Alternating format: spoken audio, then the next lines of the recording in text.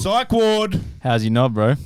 Quite sore. We thought that. Yeah. Like, got to come up with something to introduce a legend like yourself. What's going on, Omac? Cool.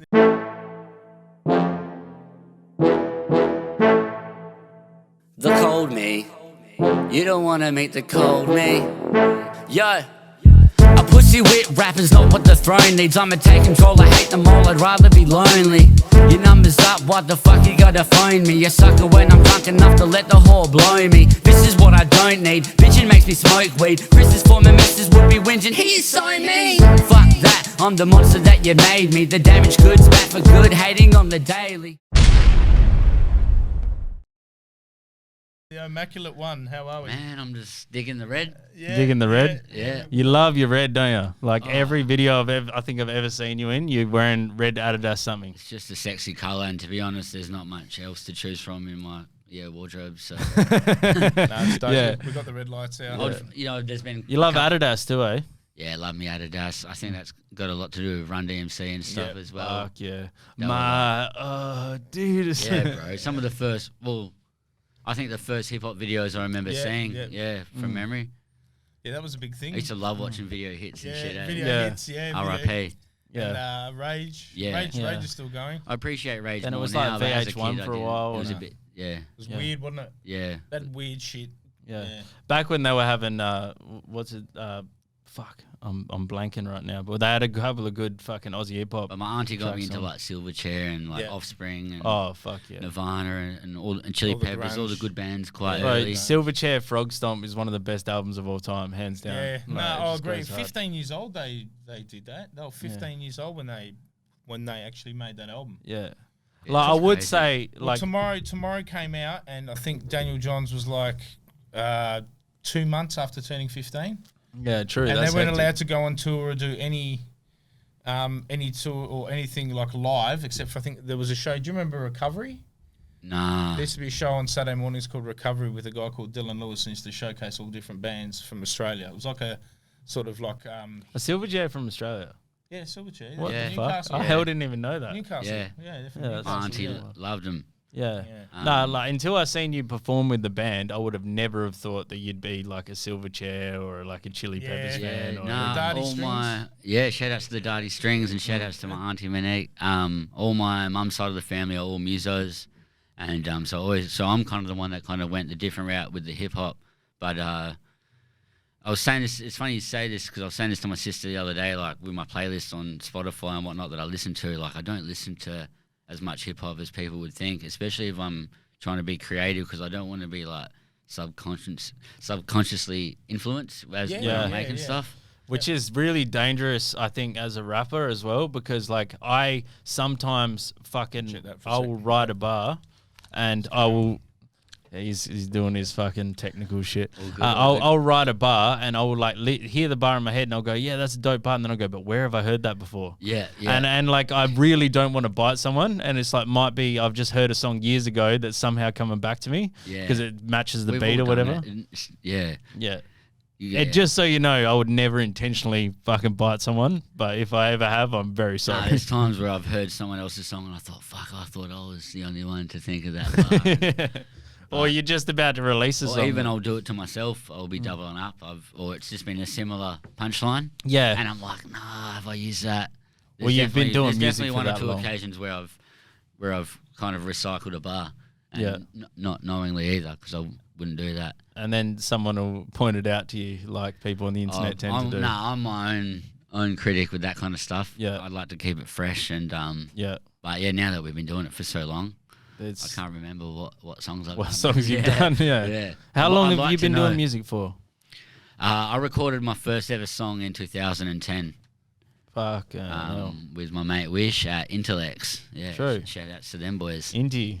Yeah. in Morley. I did. I think one of my first gigs I did was with Inti at Universal Bar. Yeah. Yeah, he was putting something on there because I think he did a few shows there back in the day. Is that upstairs? Yeah, and it's really cool, that venue, because I think we talked about this with Shaker. Yeah, we did, yeah. But like you, if you're smoking, you can see the stage from where you're smoking. Yeah. So you didn't have the issue of like everyone goes out for a smoke break, And then you just on floor level or was it upstairs? Upstairs, yeah. Yeah. My auntie's band, they play there every now and then on the floor level. Shout outs to Dr. Bogus. Me and Byron actually got we were doing like a little pub crawl thing fucking years ago because we were just like, fuck it, let's do a pub crawl. Yeah. And then we just got shit-faced and we ended up at Universal Bar and we ended up meeting the owner there. Yeah. And like we were talking about how we did one of our first gig that we put on was at Universal Bar. And so we were just like with the owner, just having shots with him at the bar and shit, just getting maggot. And then we like came up with some idea that we were going to do some big New Year's show there and that, and it just never happened. One of those big yarns, you know. Fire Fest 2.0. Yeah. Like we say, mate, if you haven't had a yarn by 9 o'clock, make one up. Yeah. Man, it's funny at that Universal Bar, my grandma and Complete's mum like randomly met there, like at my auntie's gig, and like they're just rocking out together, and now they're friends, and like they That's go, awesome, like, man. it's just funny and they're pretty much similar age too, which is a spin out. Yeah. Fucking no. Yeah, small world, eh? So you've been doing a lot of fucking big shit lately. Like you are fucking on your grind at the moment, bro. Big Don moves. And mad respect because I've been a fan of you for as long as I've been into Aussie hip hop. Thanks, like, bro. Yeah. No, we've always got along, man. Shout out to you boys doing your thing as well. Yeah. Yeah. My El Maco t-shirt doesn't fit me anymore. That's how you fat cunt. Yeah, pretty much, mate. Pretty much, mate. Might have to get some more. Ran out recently. Yeah, I need to get big boy size then, eh? Yeah, fucking. So, just so for everybody who doesn't know, which I'm sure wouldn't be many people that'll be listening to this podcast, what sort of things have you guys got in the works at the moment? And you just released your album. Yeah. So I finally dropped my third solo album, Reoccurring Nightmare. It's kind of unofficially the third and final part of like a trilogy of albums because my first was Day versus Night.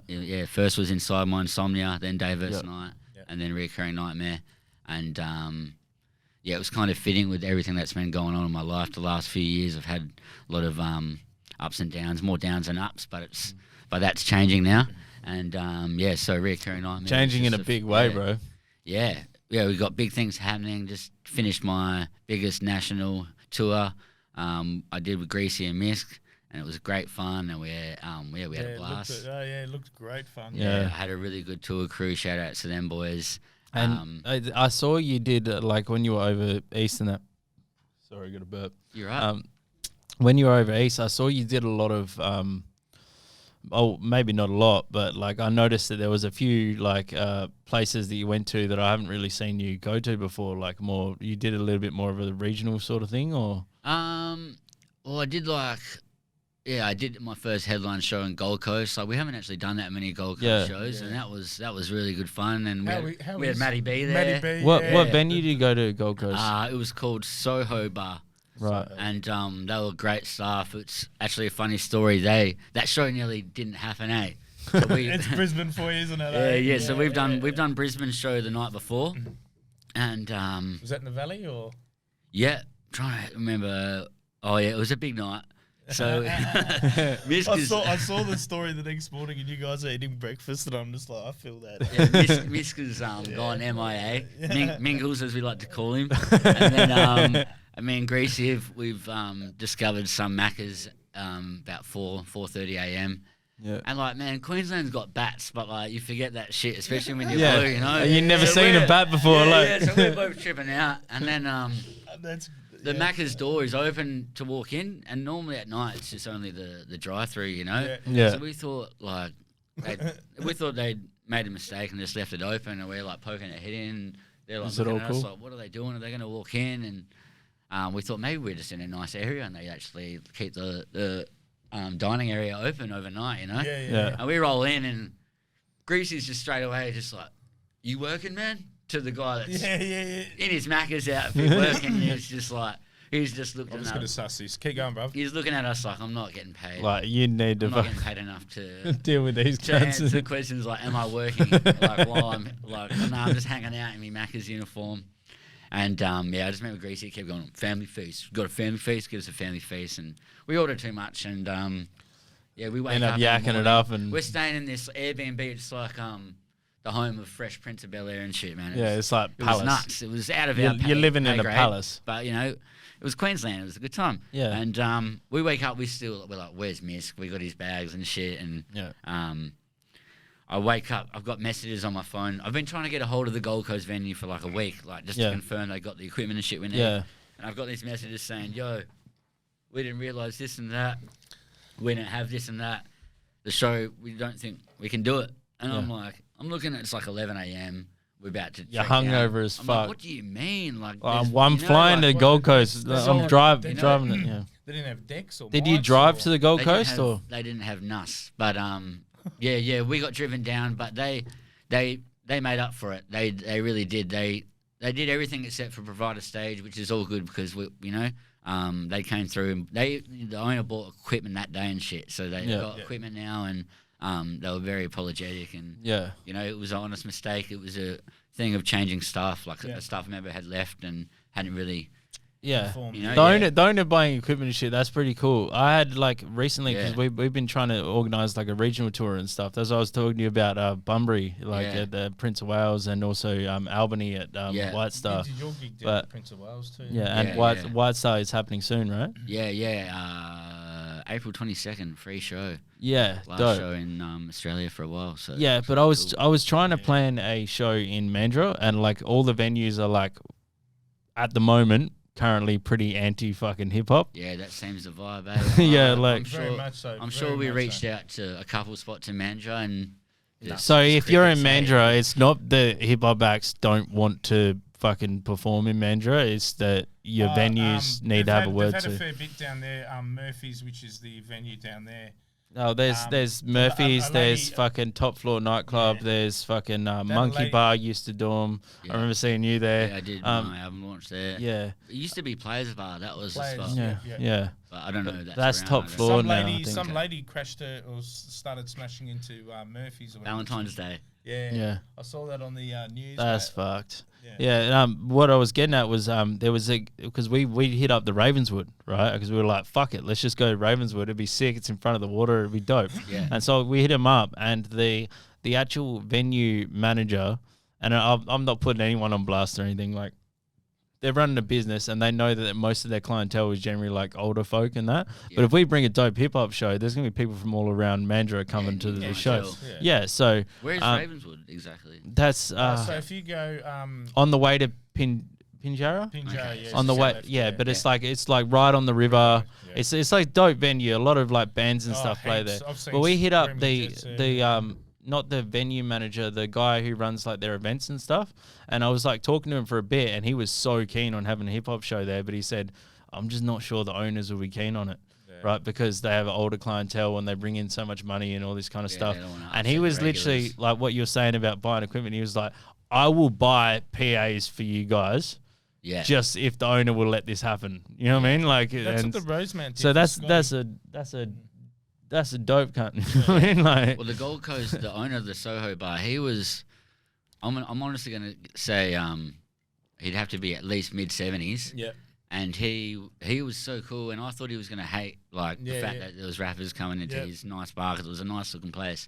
And then he even came back at like 11:30 at night just to watch the end of my set, and then just like pretty much shake my hand and keep pretty much apologize again and thanks for selling piss. We left on a good note. Yeah, that's dope.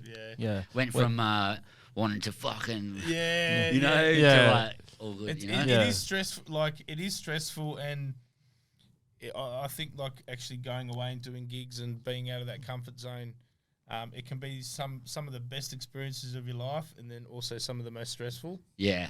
I think I jinxed myself by calling the tour the Reoccurring Nightmare Tour. Because it was nothing but reoccurring nightmares. Yeah, from the jump, from the get go. You missed the flight or something, didn't you? Yeah, first night away, lost my phone. Oh no! Funny thing, I'm wearing this jacket, right? I just got this jacket back. I get home today. There's a parcel. And it had a USB and some sunnies in it. And this I had lost at the first night away was Adelaide launch. Right. And my phone was in this pocket. And I left it on stage. And then all of a sudden someone's found my stuff, but everything's in there but my phone. And it caused a lot of fucking issues, We missed the flight and it didn't like, you know, I do all my promo through my And that's the phone. thing, you're in another city as well. Like, Use, like, it's a tool. I was actually wondering when I'm trying to use the promoter's phone to log in, but it's like, nah, it's trying to send like verification codes to my phone. Well, that's what I was. couldn't even get in. That's how good the security was, which is a half good thing, I guess. I was like wondering, like when you were on that tour, I was just like, seems like Omac's not posting anywhere near enough for fucking doing a tour. You know? Yeah. So I was relying on Misk and Greasy and pathetic. Nah, jokes. But you still had pretty good turnout, eh? Yeah. There was towns that were a bit lacking, and then there was towns that I was stoked. That's gonna happen on any tour, though. Yeah, but we just did the same show no matter what, and we had a good time. And how does it feel? How does it feel having fans from a different state, like coming from Perth and doing your local stuff, coming up? How does it feel to you, like seeing fans that are like right into your music, know your stuff? Thanks, bro. Yeah, man, it's singing the words back at you while you're up there, like it's a spin out, bro. Because I remember being at. Sorry about the crinkles. I remember being front row for all the SBX shows, and bro. And now I see, like, because me and Sheldon have been on the road for a long time, over a decade now, and you see familiar faces, and it's really cool to see some that were there from the get-go as well, like when we dropped Devil's Resume and Shenanigans and things like that. Devil's Resume was fucking dope, by the way. Yeah, it takes me back to a great time. Yeah. Actually, I don't know if it was. I was a bit fucking all over the show. Bit loose. Yeah. But nah, it was like good memories, you know? Yeah. And we were just so hungry. Yeah. You know? Yeah. But yeah, It seems like you're getting that hunger back, though. Yeah, for sure. I was thinking things were starting to chill out a bit, and I was going to get more into youth work. I've been doing a bit of that. Yeah. And now I've had to tell the place I'm working at that, I need to go to the other side of the world for a bit. They're real cool about it. They're all for it. Yeah. What's the organisation called again? Because it used to be AB Music, wasn't it? Yeah, it was yeah. Near, Curtin Uni. Yeah, it was AB Music, but now it's not just for Aboriginals, so it's Perth Creative College. That's awesome. And I worked there with Zero. Yep. And we just work in the studio, doing all sorts. But production. Zero's Beachborough boy as well, isn't he? Yeah, man. That's my guy. So it's real cool to see him doing what he's doing. Yeah, I've made my first couple beats. Dope. Just doing it by ear, just winging it. Yep. But third beat, and it's already a beat that a couple of things I'll do to it. That I'll rap, I'll use it for sure. Yeah, dope. So that's one little bucket list thing. I've got friends that are such good producers, and I'm like, man, you know. Yeah, but, it's easier just to get them to do it. Yeah, now I'm working in the studio, you know, and the kids are watching me do it because it's not attached to the big screen. So they're tripping out a bit because they know that I don't know what I'm doing, but they're seeing what I'm doing, you know, in a pretty. And by this point, you've heard that many beats that you sort of know what. Yeah, well, that's what I said to Zero. I was like, bro, I didn't realize how much I knew just from sitting in so many sessions. Yeah. And like the first studio sessions I was ever sitting in was all a disaster on my first album. Yeah. So I was just sitting on that is a fucking monster. And I'm just like, what the fettuccine? Yeah. And, you know, so but it was sick. You know, by the time he finished the beat, I would at least have a hook and a couple bars for him. Yeah. So he's going to show me, and we're both tripping out. You know. Yeah. So that was cool. We made like My Insomnia and a couple other ones I can't think right now. But the Cold Me. Nah, the Cold Me was Cortex. Cortex has done more beats than me than anyone. That's hands down my favorite song of yours, still to this day. Cheers, bro. Dude, yeah, like, I still do that when vibe. I saw you, because I saw you at you did your Encore Perth show. Yeah. The other night, and like I was driving, so I stayed like relatively sober. But I didn't. I was fucking floating in the back, and like people come up to you and they're like, I didn't see you. I was in the back and I was singing every word to that fucking thing, Legend. that went really well with the band. There was a lot of my older songs that went better with that. Yeah. And it's also the throwback part of it as well. Yeah, you know? You got to throw a couple of them as in a there. fan of music, you know that you got to do the ones that they want to see. But with the album tour, I did do more album stuff than I normally would. Yeah. Just because that's what I was there to do, you know. Yeah. I still did like Fading and Shoulda, Cold Me. Yeah. And maybe one other one that I can't think of right now. One thing I noticed from seeing you do live, I just want to know if this is true because it was just an idea that I had in my head, was that when I see you performing some of your newer tracks, right? Did you write them specifically to be better live performers? Because it seems like the way you write your hooks and all that kind of stuff, more so than the earlier days, they're for live performance. You know what I mean? Is it because you've been performing so much? Nah, I definitely or is didn't it you just plan thought that, about that? But I think I definitely try and think about breathing, and I did so many tours where I had no hype man, so I realised having a hype man helps a lot. Yeah. Like I know if I was just like every song, I would need to bring a hype man, but sometimes you don't have that, you know. Like there's been a couple big tours where someone drops out or someone be part of it, and you don't want to always have to be like, can I bring an extra person? That might be the factor whether you get booked or not, you know. Yeah. So I like having a hype man because it just adds to it, but I also like knowing that I can do it all. You can do it without, Yeah. So what brought about the whole band aspect? Because that was fucking a cool little experiment. And is that going to continue or? So good question, man. So shout out to my mate Token and the Darty Strings. Token's my mate of 20 years, and we had talked about it. Is that Raul's brother? Yeah. I met his parents after your show. Like they were they started talking legends. Stories and funny story. I was born in Melbourne, and I came to Perth very, very young, and then moved back to Melbourne, so back and forward a few times. And my year 1, year 2, and year 3, year 4, Raul Gabriel was my best friend at school. Yeah, spun out, bro. And we went to St. He's a great dude. We went to St. Gerard's Primary. Yeah, in Belga, and St. Gerard's. St. Gerard's, and it's in Nollamara. We were at your gig, and his dad was there, and he's just like, Louis, like, what do you mean? And like, it was just like, what are you talking about? He goes, that's my son, and it was just like, boom, you know, like, spun out. Yeah. No, I love their family. Very talented musical family. Yeah, they are. Very talented. So I think, we didn't even realise that when we met. We met through our love for wrestling, but then, you know, both our families are mad musos, and we just talked about, because he was jamming and stuff, but he wasn't really doing gigs, and I've obviously been gigging hard, and we just had always talked about doing it, and then I think the thing that sparked it was when I did that Flyaway remix to Lenny Kravitz. Yep. Yeah. And then I was like, you know, because we used the band in the video, and I was like, no, well, let's get a show going. Yeah. And we just started jamming. We started jamming at his house, and his old boy was coming out the back. He's like, you boys are fucking onto something, you know?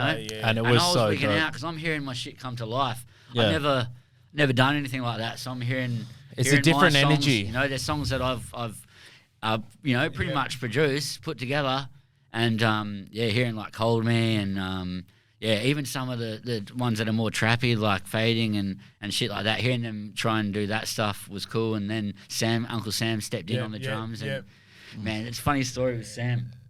We're in Bali for Complete's birthday about 5 years ago, and I'll skip some things because it's against the rules. But we're at a bar. It's like me, Bitter, Shell, Sam, and I think our mate Liam Spinzer. And some of the boys are in dresses, and not me. But, no, you wouldn't do that. But they've got this. No, I honestly wasn't. Swear on it. And there's a band cranking, and Sam's like, he gets up. He's like, can I have a drum? You know, and they obviously get a lot of dickheads trying to drum and stuff. And they're like, nah. And he's like, I'll give you a tip. He gives them whatever. Yeah. What is it, rupiah? It is haven't been there. And then he just destroys it. And so they do, bro.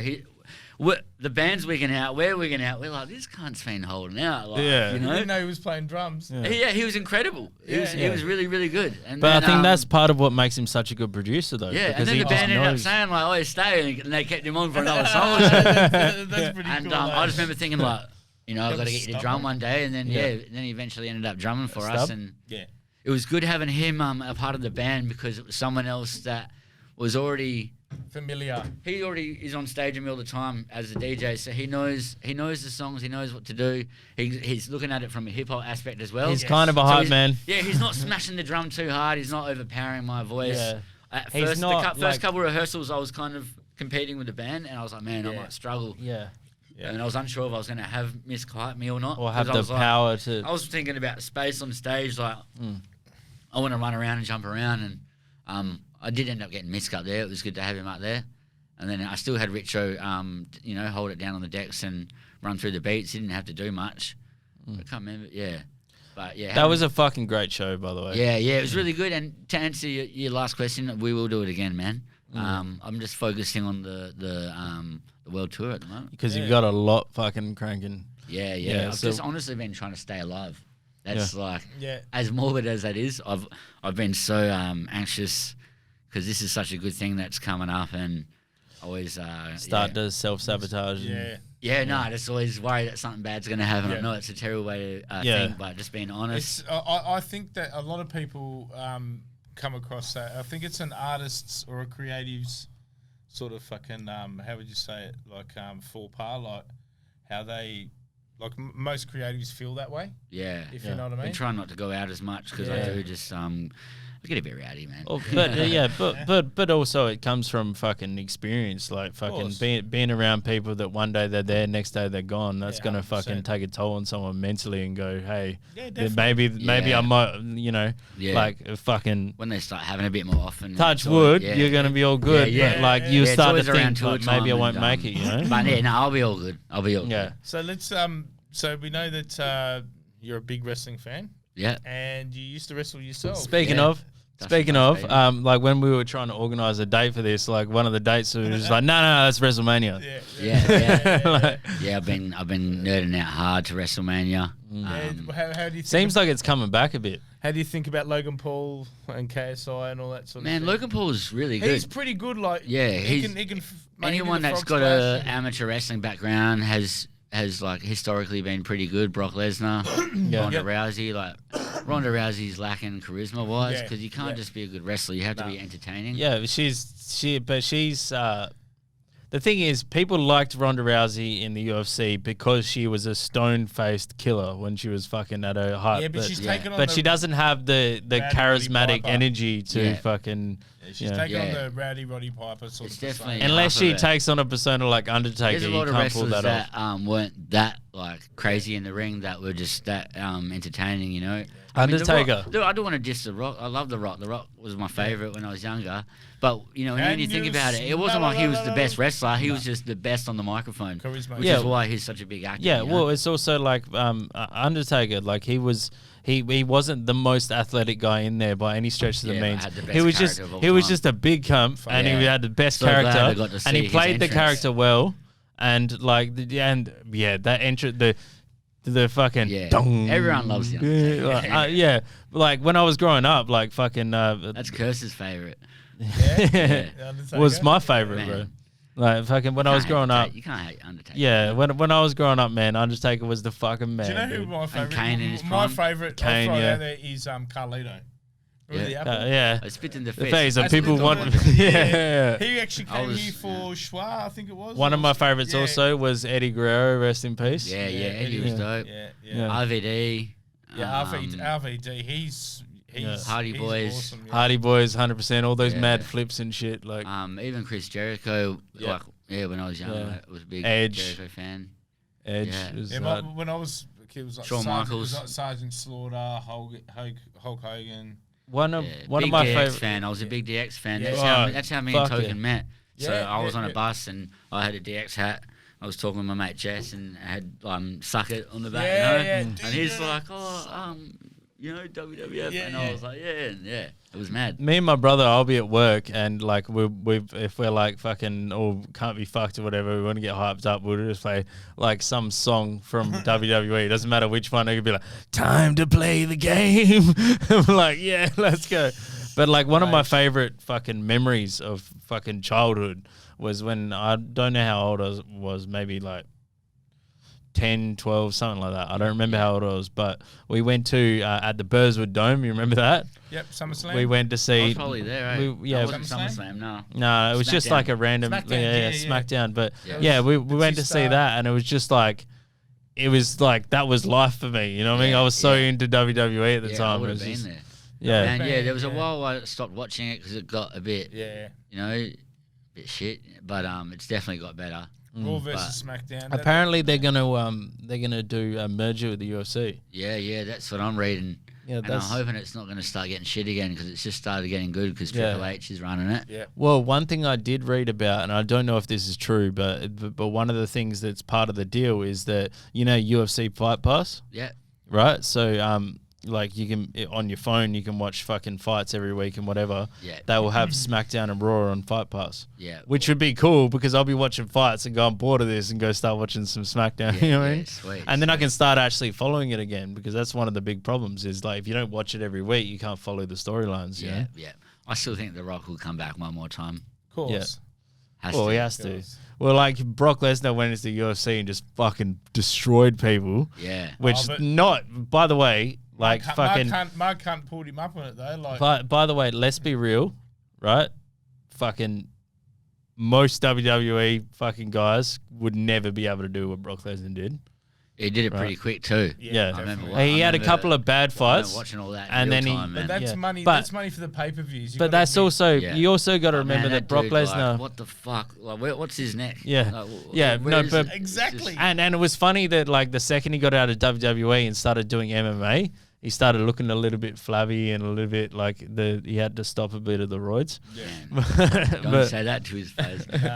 He would destroy me, bro. Pictures of him at 14. He'd rip me in half. He would just come through and just F5 all of us. He would just rip me in half, bro. He's man, I felt sorry for all the wrestlers when I watched him debut because it was like he didn't know it was for show. He's just flogging him. You know? yeah. He was one of my favorites. I'm watching him beat up all my favorites, the Hardys, RVD. That was all, and then he beat The Rock for the title. That was all in his first 6 months, and I was like, and he's so strong, dude. Like, and then we ended up meeting him at JB Hi-Fi, really, like in Cannington. What the fuck? What? Yeah, no way, dude. Yeah. Man, how random. Yeah. Just randomly, he's looking for a stereo. It would have been no, he's doing a meet and greet. You know, he's doing a meet and great. Just at JB Hi-Fi. He had a match with Chris Benoit that night, the GOAT. You know. Yeah. That's pretty fucked to happen with Chris Benoit. Yeah, Brock Lesnar's the GOAT is what I meant. Yeah. But or did I? Nah. Yeah. That's meeting great. Just meeting great at JB Hi-Fi. He signed. I got WrestleMania 19. Got that signed, and that was a great pay-per-view. I actually watched that live. We used to stay home from, like, when we were kids, me and my brother used to, like, convince our dad to let us stay home from school so we could watch SummerSlam or something. Because they were going to do the fucking, what was it called? The Elimination Chamber or something. And we're like, we have to see this. We can't miss this shit. So we'd convince dad to let us stay home from school. And then we just fucking order fucking SummerSlam and be like, fuck yeah, let's go. The only time I was allowed to do that when I was a kid was when Italy was playing in the World Cup. And it was like 3 a.m. The old man's just like, yeah, you can not going to school. Not going to school. That's you see Snoop Dogg at WrestleMania? Yeah, just like his best, man. Yeah, his best. Yeah, just like yeah. Going back to Logan Paul, like that's probably the second match he's done, second or third. No, he's had a few. Yeah, but not many. But he beat it up like that, man. But aerial works. Like he's an accomplished wrestler. Yeah, he seems like less of a cockhead than Jake Paul, but 100%. I don't know them. Yeah, you know, it just seems like his ego is a little bit low.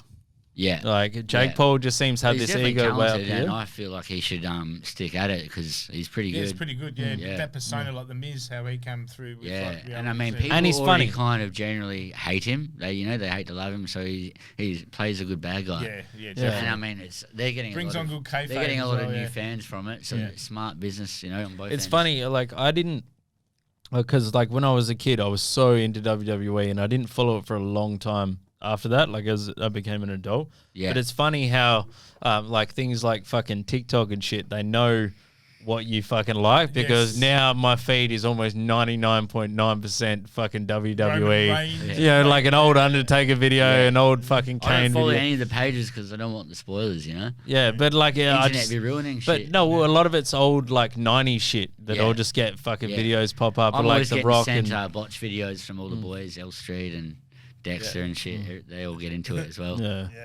Yeah, it's funny. It's actually kind of all the rappers around Oz that get into it and shit. Yeah, it does. It's actually kind of funny. Like you say that as well because there's actually like in the Perth scene because I haven't been as much around the country as you have, obviously. We did Brisbane last year, but that's about it.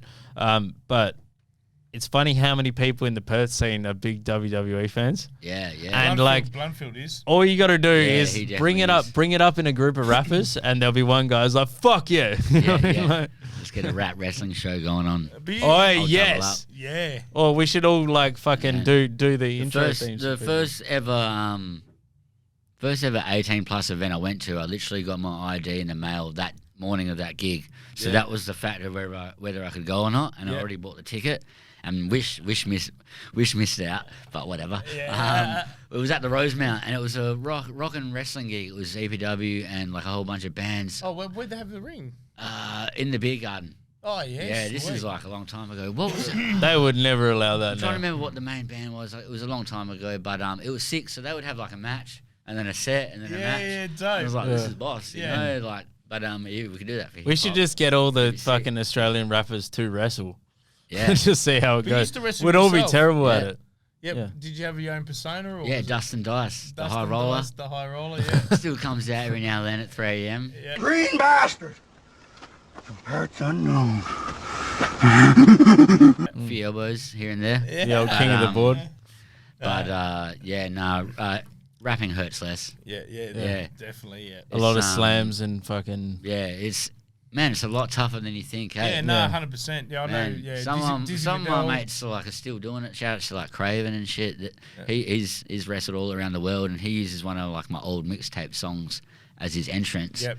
which is sick because I've seen footage of him wrestling in like Mexico with like massive crowds, Luchadors, the whole like, lot, like yeah. I'm talking like 5,000-10,000 people, and my song's just cranking on the other side. Yeah. Of the world. Yeah. Probably thinking, what Dope. is this Aussie That's saying? dope. You know? Yeah.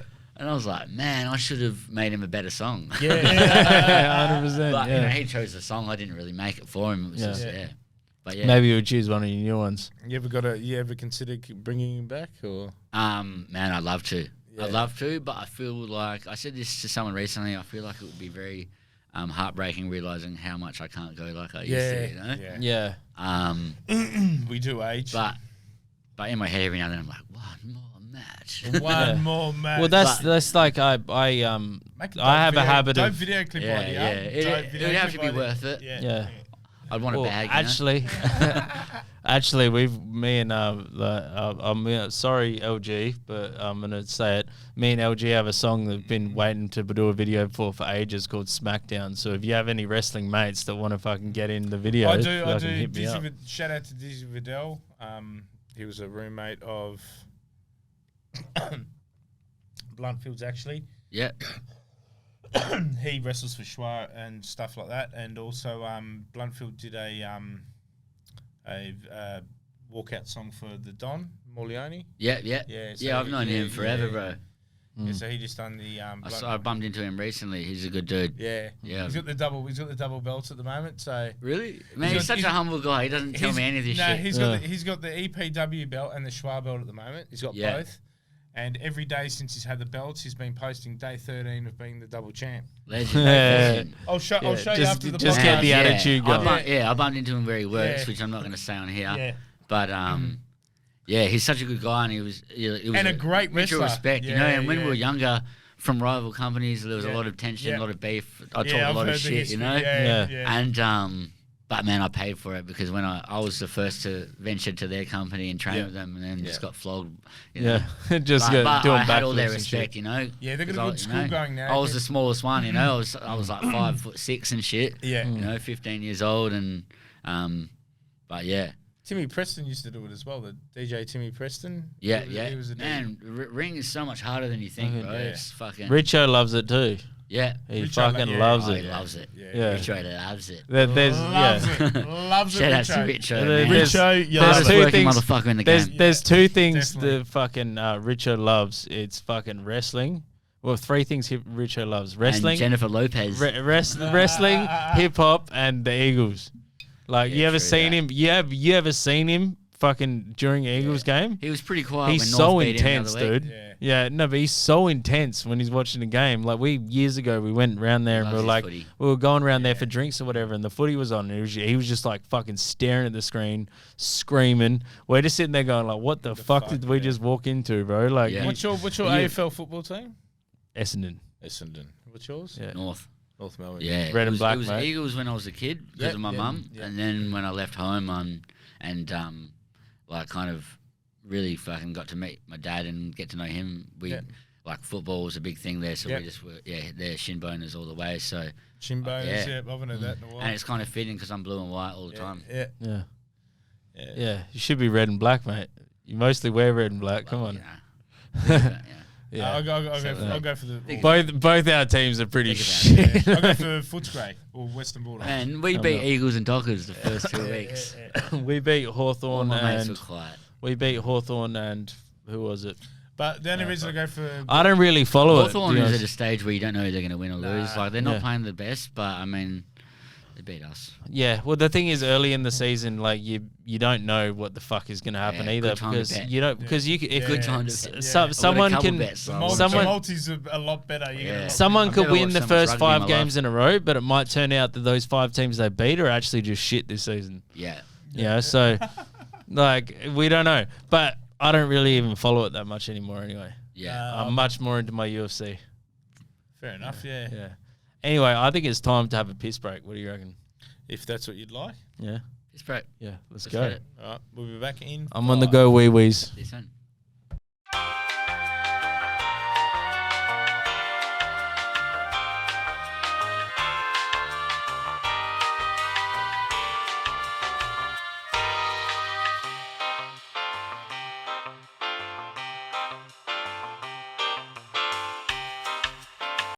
Let's fucking go. We're back, people. We're back, and Byron's gonna have a really good joke. Can I give my dad joke this time? Yeah, go on. How does a robot have sex? How? He nuts and bolts. What the dick say to the condom? What's that? Cover me, I'm going in. What's the difference between a lentil and a chickpea? Wouldn't let a lentil in my mouth. Actually, I've got a really good one for your mate Pete, which was what do you call a Greek necrophiliac? What? Nick Fuckercarcass.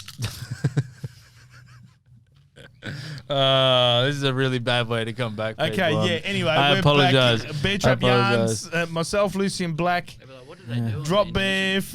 That one half of Bipolar. And we got fucking Omac, and people. the immaculate one. Yeah. Sidewalk. Fucking Omac. This is like a good get for us, man. Like you're like when we first started the podcast, you were one person I actually had in mind to have on because I'm like, I know this cunt. He's a fucking G. He's fucking respect. I've been a fan for so fucking long. Another one I did one. Actually didn't do one that. Yeah, I didn't do one that long ago.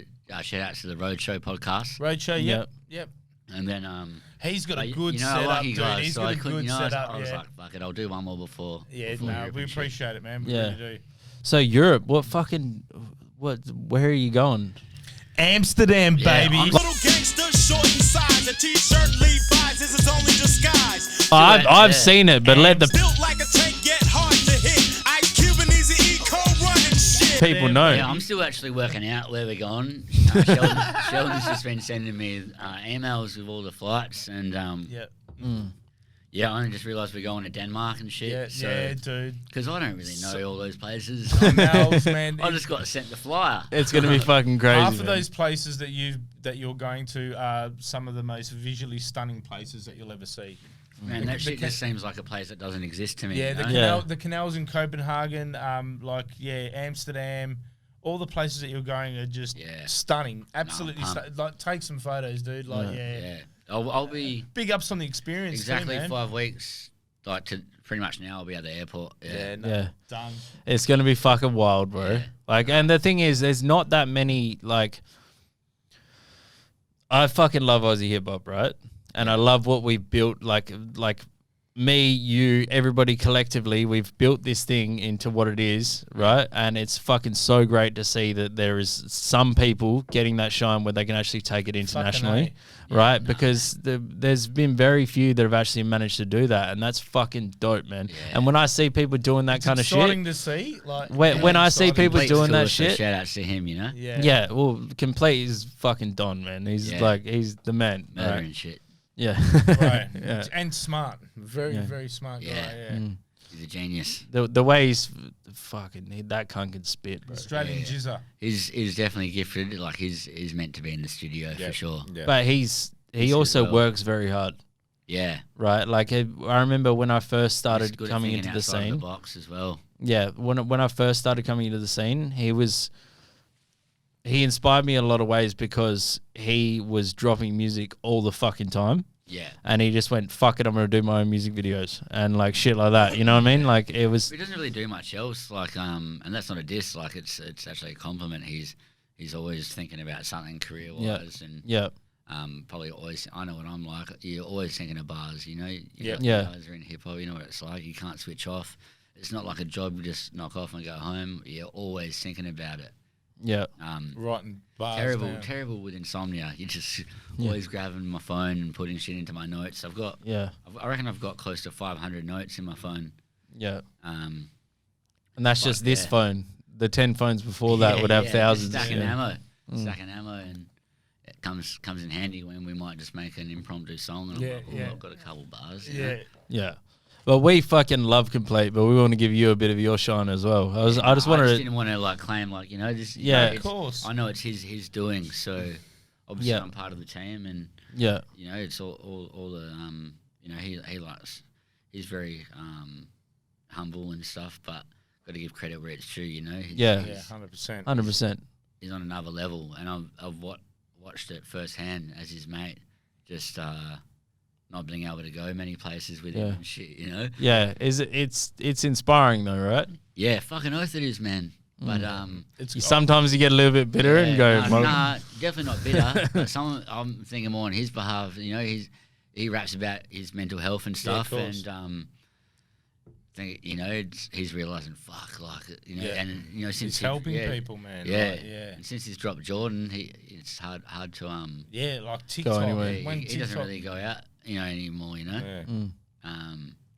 But because he's already, as far as I know, always been kind of a keep to himself sort of dude anyway.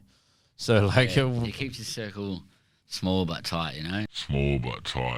Yeah, sounds very fucking. Hey, how are ya? That's how some people are. That's fair cop, you know. Like, but Small but tight, you know. TVW as a whole has been killing it for a fucking minute, dude. That's a crew, man. Like, that's. Yeah, it's like now we got Dexter and Sam as well. Dexter like, and Sam. That's yeah. Good additions. Oh yeah, Uncle fucking Sam Sam's a monster. non-rapper Fucking to be in Dexter. the crew. Dexter is fucking one of the hardest working rappers out there. Yeah. It's insane. He's my brother, and Ballaju's finest. Shout out to Dexter. He's been making dope beats now as well, and he just got his video shared by Hit Boy, the producer, today on Instagram, which is nuts. Which is nuts. Like, if you don't know the game, if you don't know Hit Boys, then he's making all. Speaking of fucking G Unit, you did a song with fucking Young Buck back on your Day versus Night. I did too, man. With the animation, that was dope. Yeah, no. No, that was D12. Yeah. That was the D12 one. Just bucket list shit, bro. Yeah. Young Buck, I love G in it. Love 50 Cent. Yeah. I still bump 50 Cent all the time. Mad Get cunt. Rich or Die Trying is probably 50 Cent is in my top 3 albums. 50 Cent is one of my top 3 rappers of all time. Yeah. And just on that first album alone, it's just fucking. You know, he hasn't really made many hits in the last decade.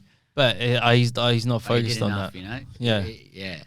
I got Young Buck on my album Day vs Night, and then I was on his project. It was like he had done a project with a Australian producer called Ghost in the Room from over east. And they did about 5 or 6 tracks, and they got like an Aussie artist on each one. Did Cursor do one with? Yeah, Cursor and Future and Young Buck, which was crazy. That's right. Yeah, that's fucking insane. Yeah, that's cool a dope because, track too.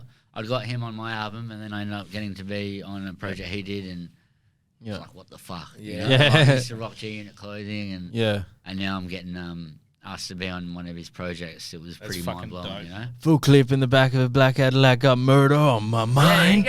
Bro, it was fucking. It was a mad verse, dude. It was dope. Mad verse, man. Me and Miss did the track with Swifty and Conniver. Yep. And that was even cooler. That was cool. That was the animation. I had a D12 chain and.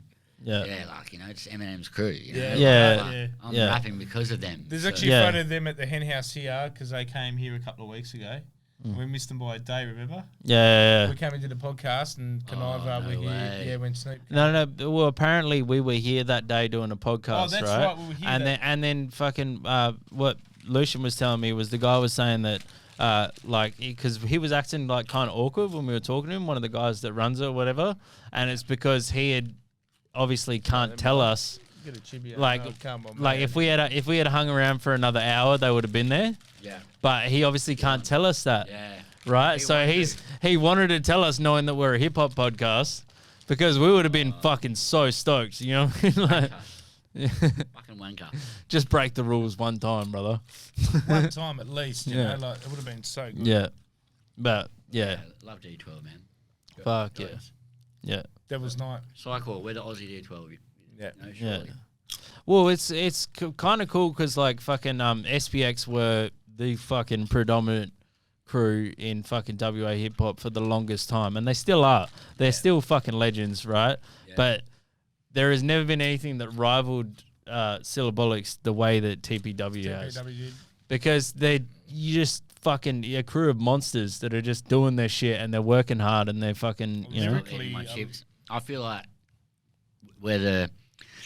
It sounds very cocky calling us this, but I feel like I said, I feel like we're the Aussie D12 and SBX were the Aussie Wu-Tang in a sense, Yeah. you know?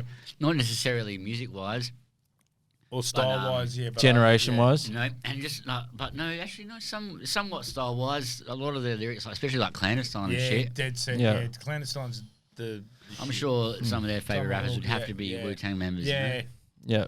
Big L. Wu-Tang and Cypress Hill, Yep. were, other than, like we said before, Run DMC, they were the first, like, hardcore hip-hop I ever heard. Yep. Because of Mate's older brothers and shit.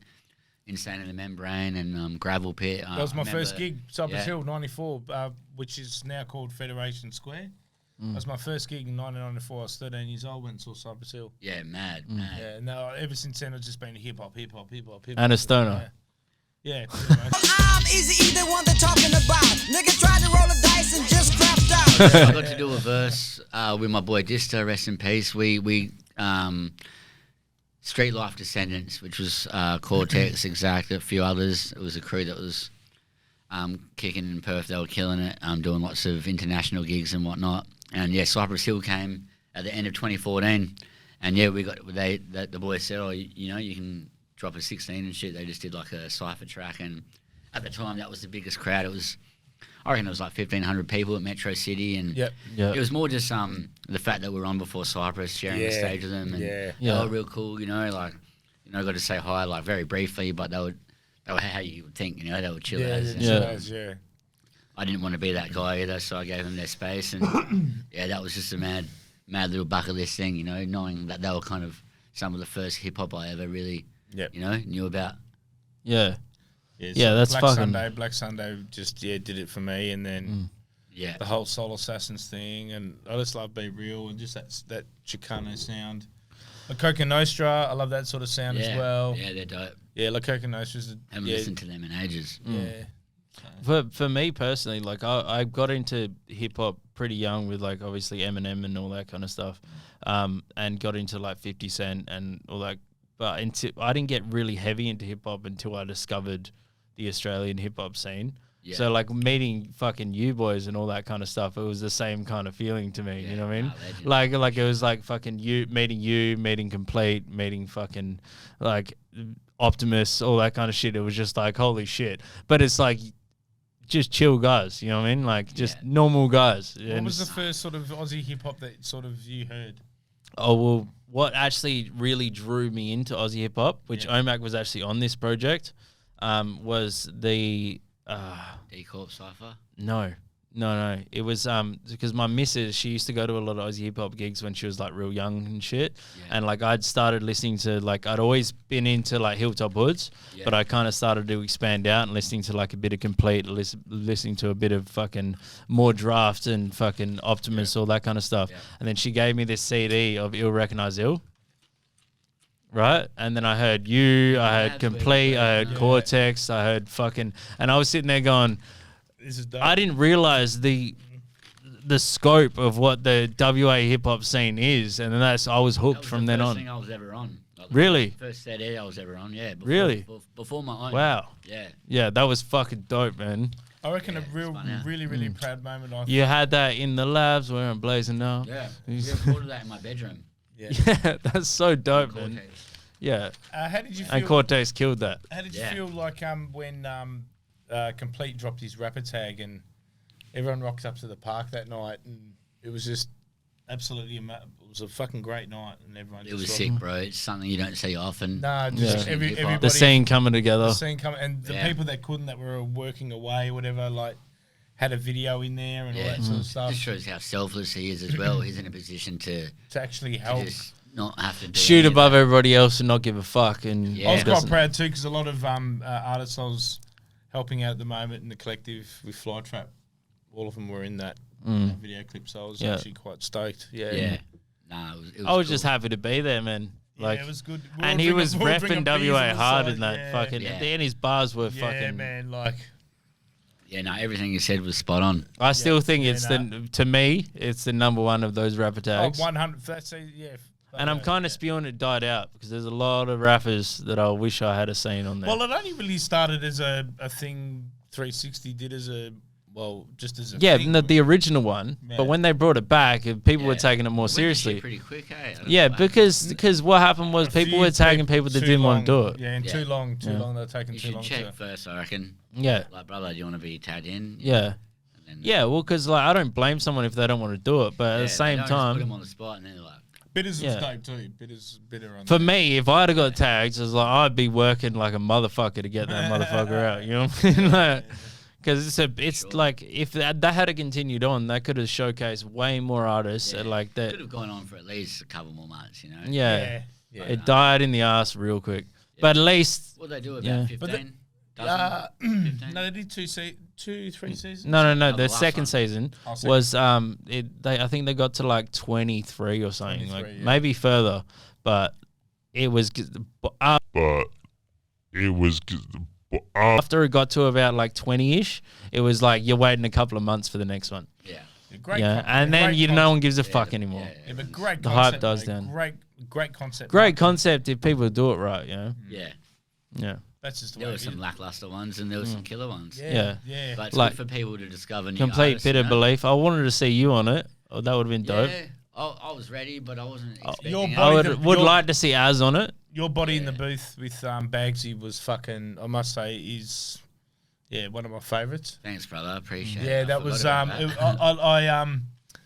I sort of love the whole fact that it's because when Bagsy does his filming, especially with Body in the Booth, Husky and like legends that have been in there as well as yourself, it's very like, how would you call it, visually dark and grey. Yeah. And like, you know, people are like especially when Chillin' It done it, he had like the fucking vape smoke going, all that sort of shit. Yeah. And then you got Omac, brother, in the red fucking hat on, bro, and he's just fucking like. Drrrr.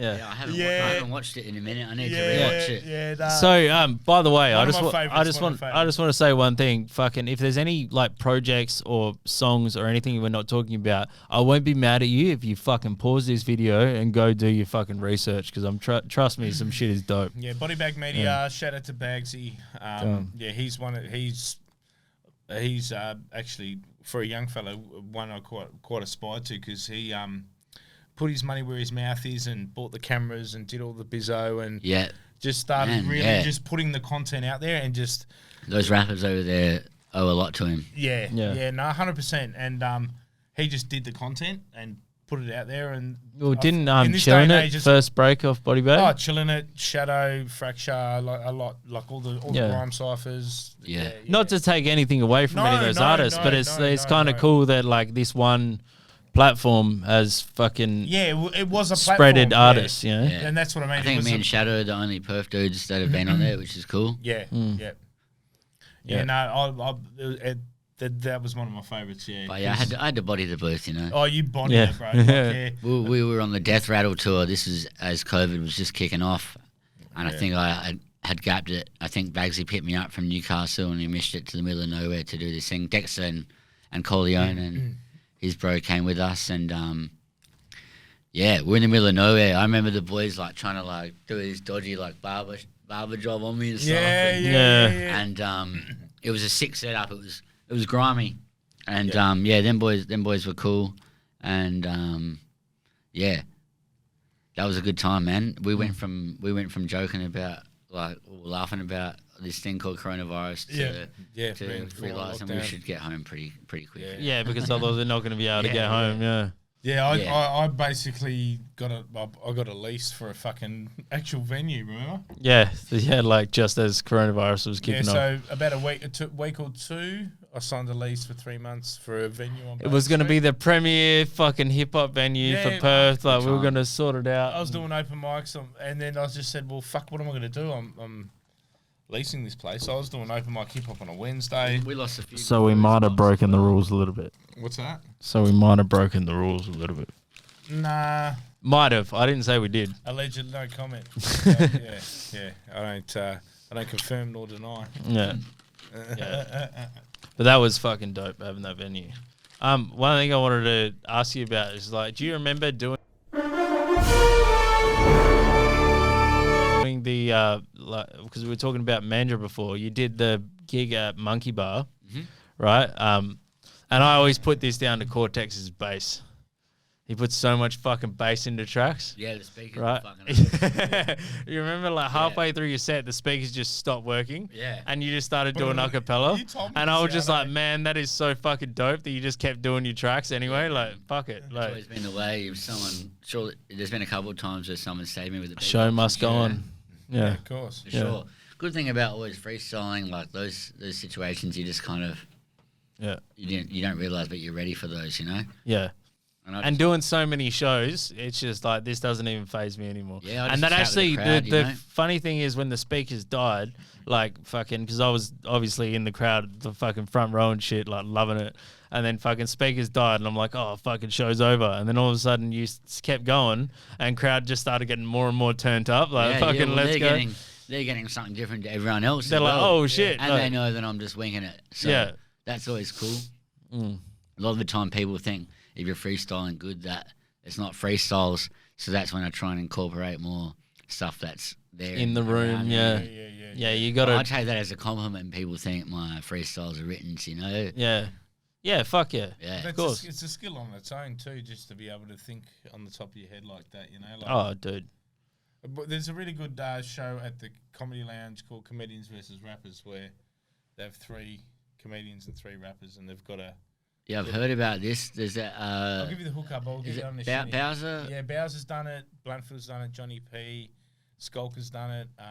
Bowser's fucking funny. Mac Shane, Daniel Delby, Bass Cadets DJ'd for him. Yeah. I'll get you the contact. It's good fun during Fringe, man. Like, and it's just basically like you're dissing, and they can sort of be written as well, like, you know what I mean? But it's fucking it's a great concept. So you don't know who you're going up against, and yes and no, sort of thing. So it's like a list? Yeah, there's sort of like a list, you know. So if you could just write disses against everybody. When East Coast Alien came back from when Butterfingers was here, when we did when we were at Mojo's and shit, him and Bluntfield did 2 shows with Mac Shane, and I think they did Daniel Delby.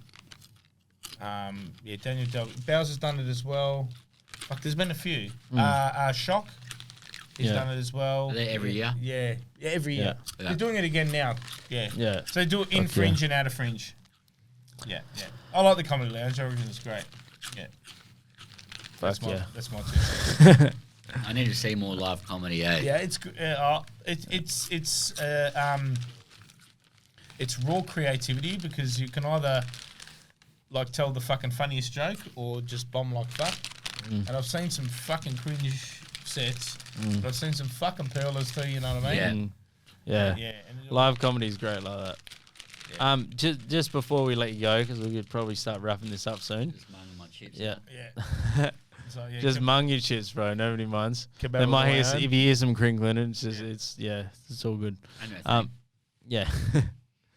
So, anything you want to plug at the moment? Obviously, your fucking your album. Reoccurring Nightmare. It's been out for a few months now, but you can cop that everywhere that you listen to music. You got Bandcamp or your website or anything like that as well? Yeah, there's Bandcamp, immaculate.bandcamp.com. Obviously on all streaming platforms. You can hit up omac.bigcartel.com for merch and shit like that. Yep. Yeah. Also, I know you'd want to shout out your TPW brothers. So if they've got anything that's releasing, let them know. No comment. Can't say shit. Yeah. I was just trying to get an inside scoop. Come on. No comment is enough of an answer, I reckon. So you know there's something happening. Yeah, that's right. Well, it's been an absolute pleasure for you to come and come on the cheers for Bear having Trap me, Yarncast. boys. If anyone is on the other side of the world, come to one of the shows. We're hitting UK and Europe throughout May and June. 11 shows from Scotland down to... I don't know We'll probably We'll probably try and get the if you could send us the gig poster with all the dates on it, we'll try and chuck that at the end so everyone can see it. We'll promo it for you, man. Come to Amsterdam. Let's get high. That's right. And fly. So once again, thank you for tuning in to the Bear Trap Yarncast with myself, Lucian Black, the Immaculate One, and my offsider, Drop Bear, Jace. Offsider, fuck you. Offsider. Yeah. Well, what else can I call you? I can call me mate. Just call me Drop Bear. Drop Bear. Drop Bear. Peace.